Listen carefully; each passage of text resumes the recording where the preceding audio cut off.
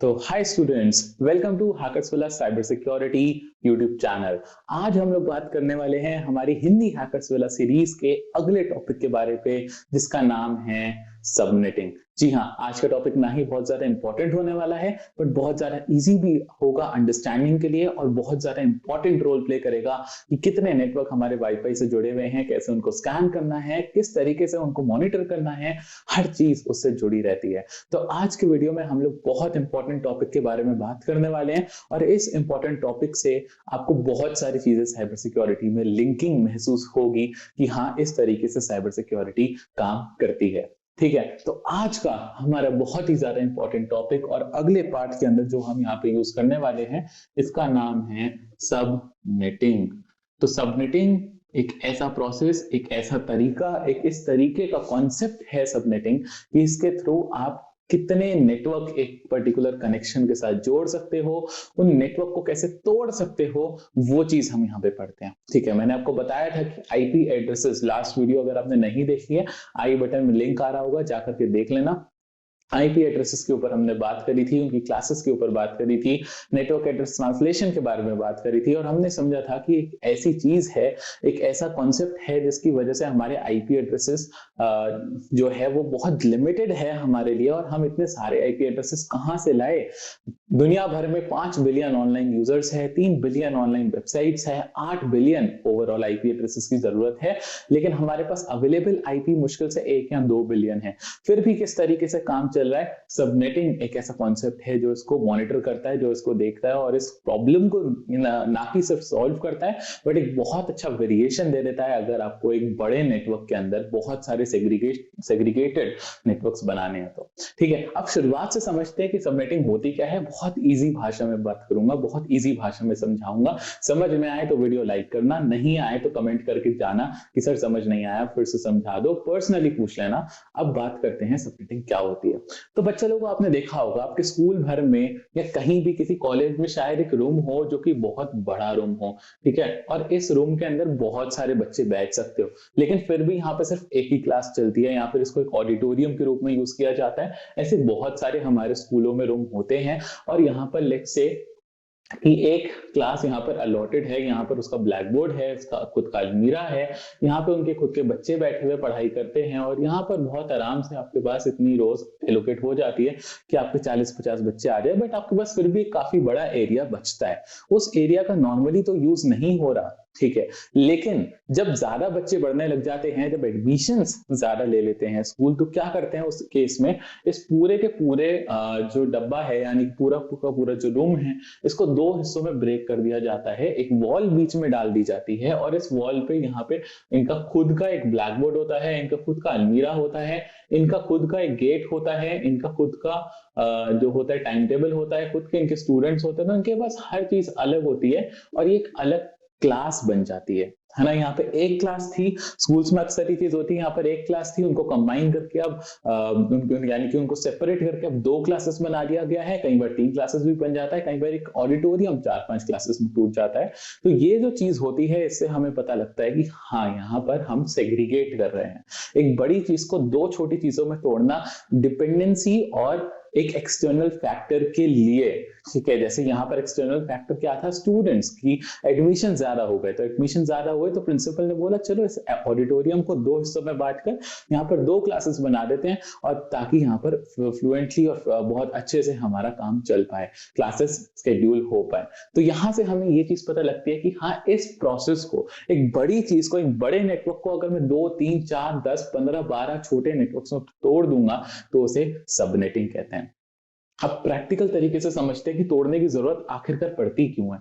ठीक है, ऐसा समझो कि एक कॉलेज है, ठीक है, एक कॉलेज है, कॉलेज के बारे में बात कर लेते हैं।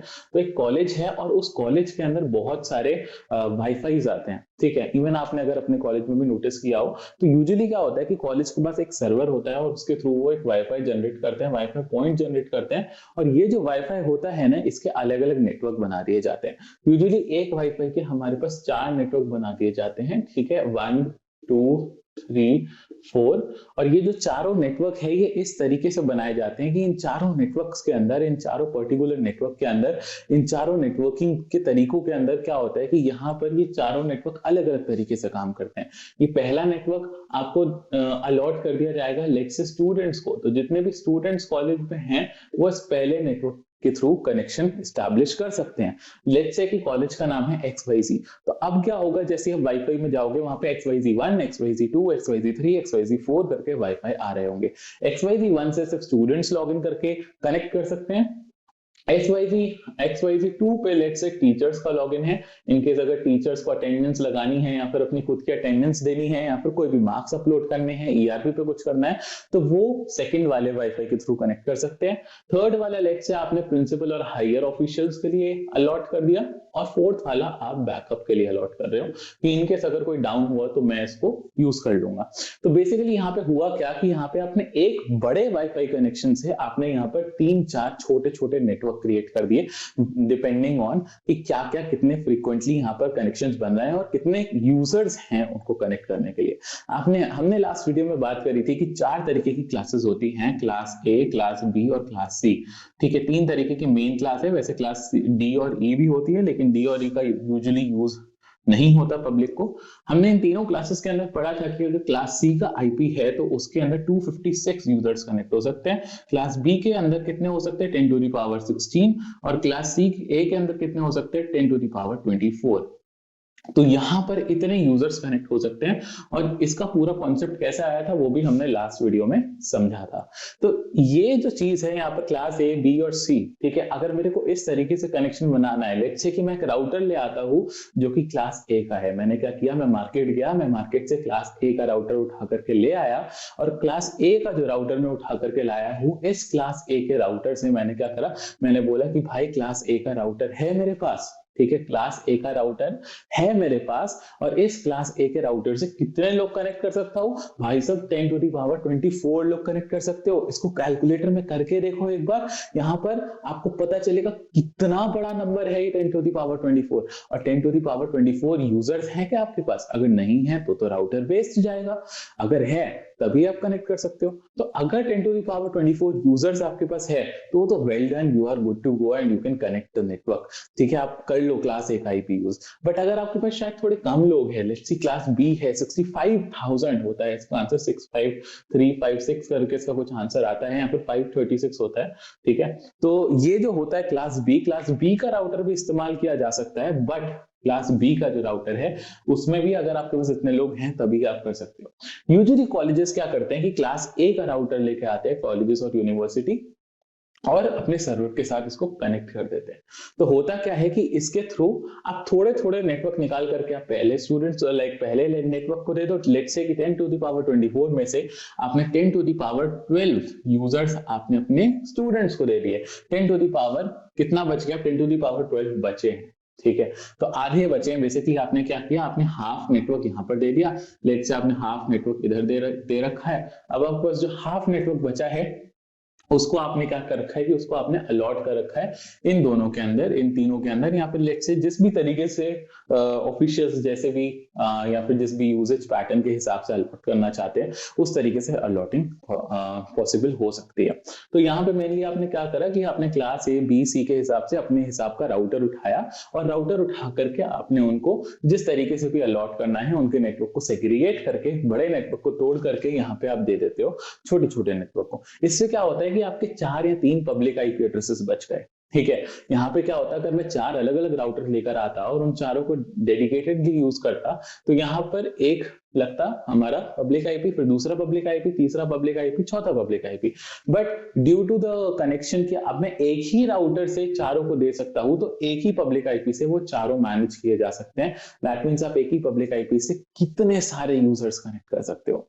तो इससे हमारा सबनेटिंग का जो टॉपिक है वो भी क्लियर होता है, और इससे हमें ये भी पता लगता है कि हाँ, हम IP एड्रेसेस को कितने आराम से सेव कर सकते हैं। तो that is the thing what subnetting is. अब सबनेटिंग को प्रैक्टिकली किया कैसे चाहता है उसके बारे में तो बात करेंगे ही, और समझेंगे थोड़ा सा इसके बारे में और कॉन्सेप्ट की क्या क्या इसके अंदर है।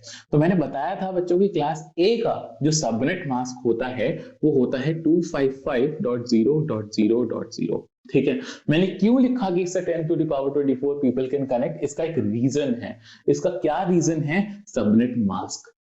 ठीक है, आप सबनेट मास्क अगर देखो तो this is the subnet mask of class ए। ठीक है, और क्लास बी का अपना सबनेट मास्क होता है। क्लास बी का सबनेट मास्क जो होता है वो 255.255.0.0 होता है। क्लास सी का जो सबनेट मास्क होता है वो होता है 255.255.255.0। अब मैं क्या बात कर रहा हूँ? बात कर रहा हूँ लेट्स से क्लास ए की। ठीक है, या क्लास सी का एग्जांपल ले लेते हैं, would be easy. Class C हमारे पास है और इसका एग्जांपल ले लेते हैं। और क्लास सी का जो एग्जांपल है उसमें हमारे पास कितने पर्टिकुलर इसका क्या है सॉरी इसका सबनेट मास्क ये है। अब इसके सबनेट मास्क को ही लिख लेते हैं अलग से। तो क्लास सी का जो सबनेट मास्क है वो है 255.255.255.0। और अगर मैं इसको बाइनरी में कन्वर्ट कर दूं, ठीक है, लेट्स से कि मैं इसको बाइनरी में कन्वर्ट करूं, तो मेरे पास क्या आंसर आएगा? मेरे पास आंसर आएगा 255 को जब आप बाइनरी में कन्वर्ट करोगे तो आपको 8 टाइम्स 1 मिलेगा।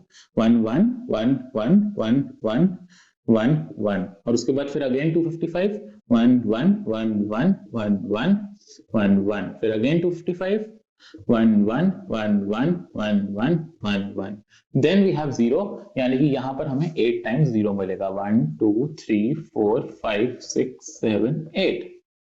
ठीक है, अब ओवरऑल बिट्स आप काउंट करोगे तो कितने हो गए? यहाँ पे ओवरऑल बिट्स हमारे पास 32 बिट्स हो गए, जो हमने सबसे पहले आईपी एड्रेसेस के सेशन में पढ़ा था कि यहाँ पर हमारे पास ओवरऑल एक आईपी एड्रेस 32 बिट्स का होता है। तो यहाँ पर हमारे पास क्या हुआ कि यहाँ पर ये ओवरऑल 32 बिट्स हो गए और इसके अंदर आप देखो जीरो वाले बिट्स कितने हैं, this is to be counted. और जितने ये है उसको जब आप 2 टू दी पावर से करते हो, उसको जब आप 2 की पावर में लगाते हो, that is how many connections you can create with class C IP address. ठीक है, तो यहां पर अगर आप देखो नंबर ऑफ जीरोस कितने हैं? 8 1 2 3 4 5 6 7 8। तो number of zeros is equal to 8। और कितने कनेक्शंस बन सकते हैं? That is 2 to the power 8। That is how the number 256 comes from। यहां से 256 हमारे पास आता है कि यहां पर मेरे पास 8 जीरो है और 8 जीरो का मतलब 2 टू दी पावर 8 कनेक्शंस में क्रिएट कर सकता हूं। तो इसे सबनेटिंग कहा जाता है, इस प्रोसेस को हम सबनेटिंग कहते हैं। अब वही चीज अगर मैं कहीं और लगाऊं, लेट्स से ये जो जीरो है इनको हम कहते हैं नेटवर्क, इनको हम कहते हैं होस्ट बिट्स। इनको कहा जाता है host bits. That means how many bits you can, और sorry how many host you can connect with a particular network. आप एक नेटवर्क से कितने होस्ट कनेक्ट कर सकते हो, इनको हम होस्ट बिट्स कहते हैं। और जितने होस्ट बिट्स होंगे उनको 2 की पावर से करोगे तो आंसर आएगा हमारे पास कितने कनेक्शंस आप क्रिएट कर सकते हो। अब वही अगर आप क्लास ए का एग्जांपल ले लोगे तो क्लास ए का आईपी एड्रेस क्या होता है? जो भी आईपी एड्रेस हो, क्लास ए का सबनेट मास्क क्या होता है? 255.0.0.0। नंबर ऑफ जीरोस बाइनरी में एक्सपैंड करके काउंट करोगे कितने आएंगे? 24। कितने यूजर्स कनेक्ट हो सकते हैं? 2 की पावर 24। इस तरीके से सबनेट मास्क और सबनेटिंग का कॉन्सेप्ट यूज किया जाता है। आई होप समझ में आया होगा, कुछ बहुत ज्यादा टफ नहीं है। नहीं समझ में आया, थोड़ा सा वीडियो को रिवाइंड करो 1-2 मिनट और फिर से देखो, समझो कि यहाँ पर मैंने बाइनरी में क्यों लिखा और बाइनरी में लिखने का क्या रीजन है। कि यहाँ पर जितने मेरे पास होस्ट बिट्स होते हैं उनको मैं 2 टू दी पावर करूंगा, तो that means that are my total number of connections I can create. अब मैं 2 की पावर 8 में से इन केस अगर मैं चाहूं तो मैं क्या कर सकता हूं कि एक कनेक्शन को तोड़ सकता हूं। लेट्स से अगर क्लास सी का मेरे पास कोई पर्टिकुलर आईपी एड्रेस है तो इसके अंदर कितने कनेक्ट हो सकते हैं? लेट्स से 0 से लेकर 256 तक कनेक्ट हो सकते हैं। ठीक है, मैं यहाँ पे रेंज लिख देता हूँ, एक सर्कल यहाँ पे बना देता हूँ। यहाँ पे ओवरऑल 256 कनेक्शन अभी क्रिएट हो सकते हैं। बट जब मैं सबनेट करूंगा तो मैं इसको हाफ हाफ में तोड़ सकता हूँ और मैं बोल सकता हूँ कि भाई 128 एक जगह कनेक्ट होंगे और 128 एक जगह। इनको मैं दे दूंगा, लेट्स से अगर मेरे पास एक ऑफिस है जिसके 2 फ्लोर है तो इसको मैं दे दूंगा फर्स्ट फ्लोर पे और इसको मैं दे दूंगा सेकंड फ्लोर पे।